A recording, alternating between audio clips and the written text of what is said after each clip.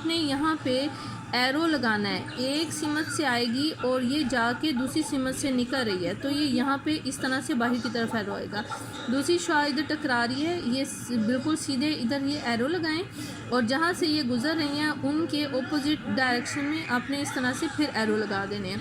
इसी तरह यहाँ नीचे से जा रही है, ये शुआ यहाँ से जाके टकरा रही है और ये बाहर की तरफ यहाँ निकल रही है, ठीक है। जो शुआएँ बाहर निकल रही हैं आपने उस तरह से, ये आप जब स्केल का इस्तेमाल करोगे फिर वो बेस्ट हो जाएगा, ठीक है ना। ये आपने इस तरह से करना है। अब जो जहाँ पे ये सारी इकट्ठी होगी, पॉइंट्स जहाँ पे शुआएँ सारी इकट्ठी हो रही हैं, उसको हम नाम देंगे प्रिंसिपल फोकस, फोकल पॉइंट, या इसको हम कैपिटल F से जाहिर करते हैं। अब यहाँ पे आपका इमेज बन रहा है, एक्चुअल इमेज वो स्मॉल भी हो सकता है, लार्ज भी हो सकता है, सीधा भी हो सकता है, उल्टा भी हो सकता है, डिपेंड ऑन आप कौन सा मिरर इस्तेमाल कर रहे हैं। कन्वेक्स मिरर है या कनकेव मिरर है, वो दूसरा हम कन्वेक्स मिरर का बताएंगे कि वो कहाँ पे उसकी जो शुआएँ हैं वो इकट्ठी होंगी। जिस जगह पे शुआएँ इकट्ठी होती हैं और इमेज बनेगा, वो पॉइंट जो होगा वो होगा फोकल पॉइंट या प्रिंसिपल फोकस, ठीक हो गया।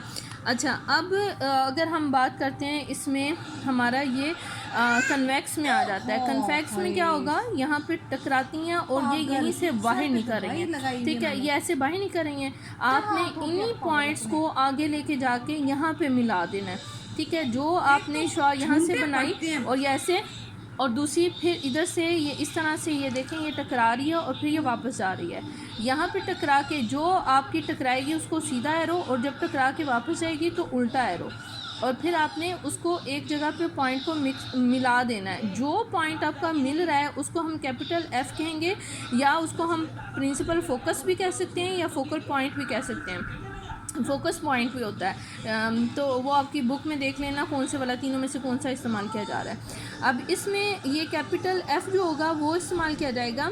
आपका कैपिटल F और पोल के दरमियान का जो फासला होगा, चाहे वो आपका कन्वेक्स मिरर में हो रहा है या आपका यहाँ से यहाँ तक का फासला कनकेव मिरर में हो रहा है, उसको हमने नाम दे देना है फोकल लेंथ का, जिसे हम स्मॉल f से जाहिर करते हैं। यहाँ पे भी ये देखें स्मॉल f मैंने यहाँ पे पॉइंट आउट कर दिया। अब इसमें आपका फोकल लेंथ हमेशा बराबर होता है रेडियस ओवर 2 के। अगर रेडियस कम होगा तो आपका फोकल लेंथ भी क्या हो जाएगा, कम हो जाएगा। अगर रेडियस ज़्यादा होगा यानी आपका डिस्टेंस ज़्यादा है तो उसका जो फोकल लेंथ होगा वो भी ज़्यादा होगा। जाहिर सी बात है, आपका जितना बड़ा दायरा होगा उसका रेडियस उतना बड़ा होगा। यहाँ हमने देखा था रेडियस क्या है, आपका रेडियस का मतलब ये है कि सेंटर ऑफ कर्वेचर से आपका जो बाहर की साइड है उस तक का फासला। अब यहाँ से यहाँ तक का फासला, अगर दायरा छोटा होगा उसका रेडियस कम होगा, ठीक है, यानी ये फासला कम होगा तो जाहिर सी बात है हमारा जो फोकल लेंथ है वो भी कम होगी। अगर यहाँ से आपने दायरा काफ़ी बड़ा बनाया है तो वहाँ से वहाँ तक का डिस्टेंस भी ज़्यादा हो गया, तो उसकी वजह से क्या होगा कि आपका जो यहाँ से जिस्म बनने का फासला होगा वो भी क्या होगा, यहाँ पे इमेज बन रहा है, यहाँ से यहाँ तक का फासला वो भी बढ़ जाएगा।